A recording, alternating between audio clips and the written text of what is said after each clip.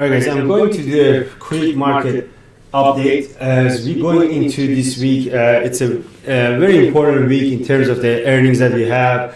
At the same time, we have FOMC, JPOW, and also we got NFP numbers on Friday. We got the ECB coming on Thursday. A lot of talks. Obviously, market has been on a breakout mode. Recently, we've seen that market is starting to break out. Out of that very key zone on ES side and also on NQ. Right now, today, obviously, it was a correction which was anticipated, but the main question is where are we going to go from here? This is the thing.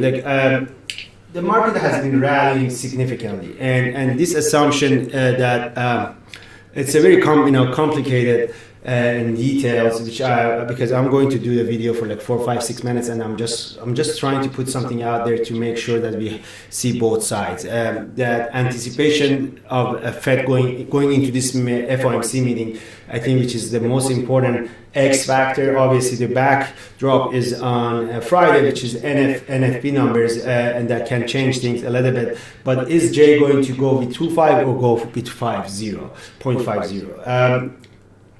In the past 2 months, we've seen a significant easing in terms of the FCI, it's in terms of the market is pricing in that the Fed is about to do a pause and going for a rate cut later on. There are questions. There are questions about the recession. Also, there is a question soft landing or hard landing. But where are we now today? And what is the reason that we came all the way down and now why are we going back up? It's inflation, but it's not about the peak of the inflation. It's about the rate of change of the inflation and also the secondary order of the inflation. There is a cyclical, there is a structural type of the inflation. It's a cyclical type matters. There is up and downs. Obviously, anticipation is we are going to go lower in CPI, but it doesn't mean that we are going to do to that 2% threshold that the Fed has at soon, fast. And also, what if the CPI, stay a little bit sticky before it goes down? And if it goes down, is it going to be because of the recession or it's not going to be because of the recession? So now, in terms of the market, matters in terms of the Fed and how financial assets been going really it's been going higher, and now we're seeing a technical breakout, which matters a lot. From here, as we are going into this week, obviously Jay is going to set the tone for a continuation at least into F2 to the OPEX, which is going to be 13, 14, 15 of February. We got the Rolex, we got the FOMC options expired.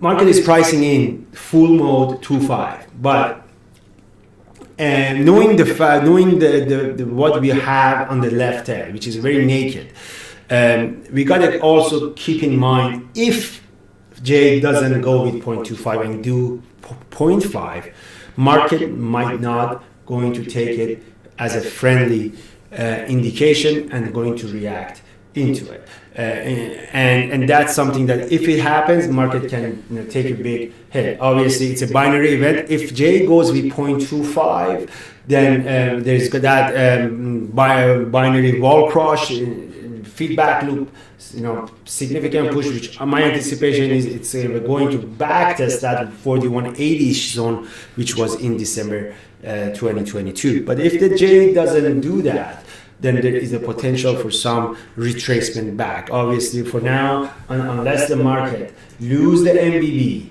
and that 3970, bulls is still in full control. This whole thing after such a significant rally, we had a beautiful higher low off of the 20 SMA and then higher high. Now it's all about the J. I don't think we're going to see a breakout before the FOMC, and the FOMC is going to set the tone. Are we going to come back and backtest this zone or no? Are we going to come back and come back lower and then backtest the MBB minimum, 200 SMA and things like that? So I want to make sure that you guys know that there is a lot more into it. Inflation is not a linear line that goes up and naturally comes down. The more we go higher we go from here, knowing the fact that the NFP numbers is still a question mark, knowing the fact that the home, pending home sales has been going higher, and that already showing a lot of demand. And this is not something that Jay likes to see.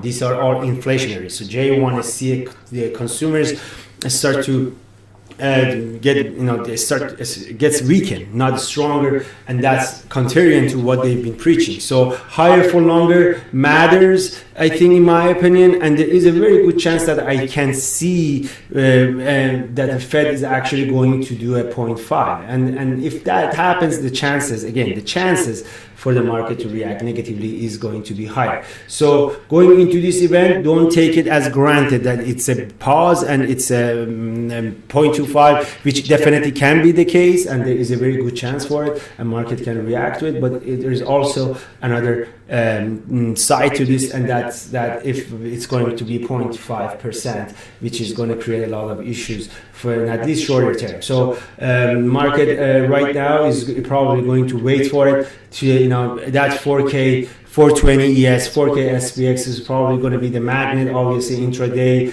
micro levels are important. Today was like that 4069 and then 4054, which we came back all the way to that 4040, which is your very important zone. And we do these levels on it, combine everything and post it for the members. And every single day, that 4077, it's a pivot on it.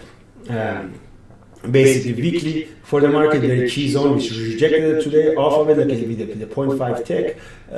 On daily levels, if you think about it, we rejected off of that weekly zone, and then we came back all the way, broke below the 4069, which was a daily pivot, but now and it started to hover around the 4054, which became that daily pivot, and then 4040 was a lower zone on which we broke that, and now we're around it, we broke it lower. There is some absorption here around that 4035, 4040, and we had a little bit of a bounce into the bell, but let's see how tonight is going to be. Obviously, shorter time frame, what we have for the market is all about the MBV and the 10 SMA. Tomorrow we might see a backtest of 10 SMA, or we also might see a backtest of 200 SMA and an MBV. For NQ side, that 12K matters a lot. We are right now in 200 SMA.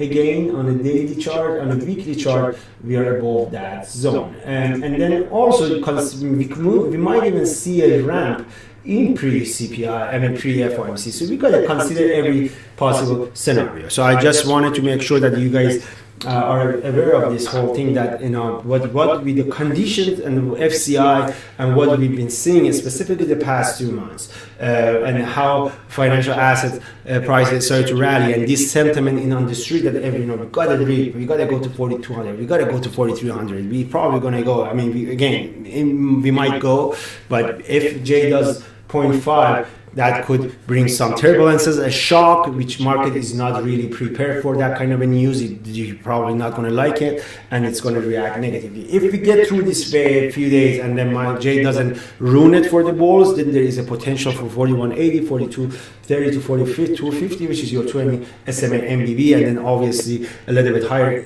4,300 is also doable. Going higher from here, if the market data does not cooperate with the asset prices and how it's been running up, it can bring a little bit of a shift in Fed's tone. So if you're going to play this, don't take it for granted that it has to happen. We've been seeing, we know the year of 2022, it's been painful, and I'm not saying this is going to be like 2022, and I never said that. I actually say it's going to be a panic year. It's going to be a tail events year, to the upside and to the downside. So there is going to be a completely different market in this year. We've posted 25 pages of outlook in the community, and I think it's going to happen. This was just the first one. Obviously, a lot of good improvements in the market, but I don't think we are out of the woods yet. So consider that. Have your levels on watch, and obviously I go through the much more detail inside the community with the members that we have.